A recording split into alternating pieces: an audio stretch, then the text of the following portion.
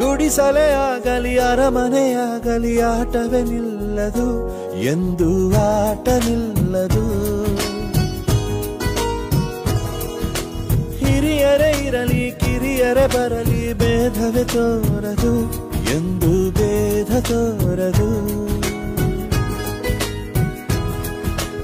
ಎಲ್ಲ ಇದ್ದು ಏನೋ ಇಲ್ಲದ ಹಾಗೆ ಬದುಕಿರುವ ಆಕಾಶ ನೋಡದ ಕೈಯೇ ನೆನೆದು ಪ್ರೀತಿ ಹಂಚಿರುವ ಜೊತೆಗಿರು ನೀನು ಅಪ್ಪನ ಹಾಗೆ ಹಣ್ಣೆಲೆ ಕಾಯೋ ವಿನಯದಿ ಹೀಗೆ